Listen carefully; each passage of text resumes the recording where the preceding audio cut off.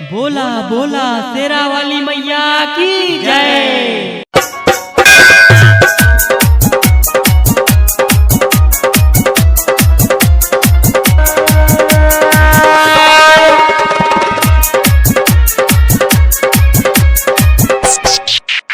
बोला बोला शेरा वाली मैया की जय।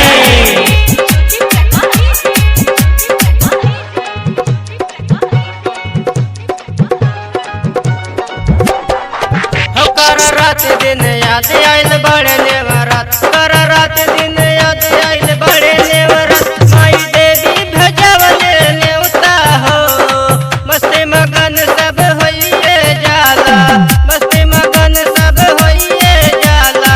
होत बाटे रोज जगराता हो, मस्ती मगन सब होइए जाला, होत बाटे रोज जगराता हो। बोला बोला शेरा वाली मैया की जय।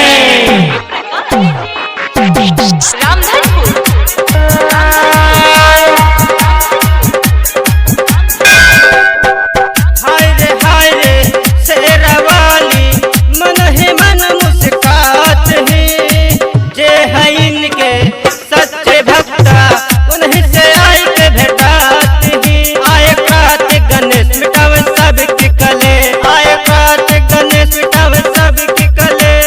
रिद्धि सिद्धि संघवे में लवता हो, मस्ती मगन सब होइए जाला, मस्ती मगन सब होइए जाला।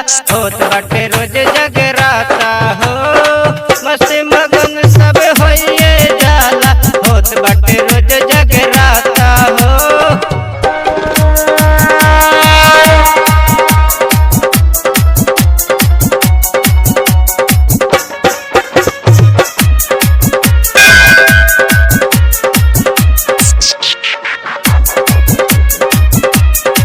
बोला बोला शेरा वाली मैया की जय। हाय रे सब चमेली से साजल तो हर भवनवा हो, सोना चांदी हीरा मोती से बनल तो हर भवनवा हो।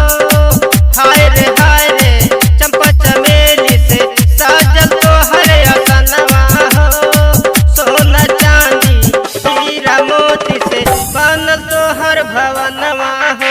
आए वीर हनुमान कर सबके कल्याण, आए वीर हनुमान कर सबके कल्याण।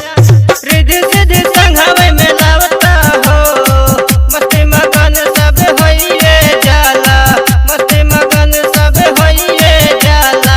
होत बाटे रोज जगराता हो, मस्ती मगन सब होइए जाला, होत बाटे रोज जगराता हो।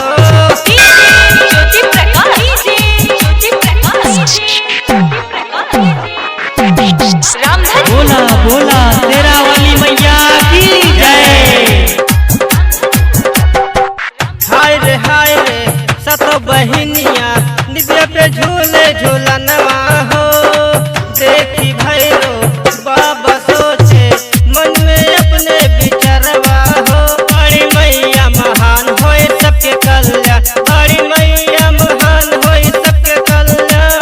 रिद्धि सिद्धि संघवे में लवता हो, मस्ती मगन सब होइए जाला, होत बाटे रोज जगराता हो, मस्ती मगन सब होइए जाला, होत बाटे रोज जग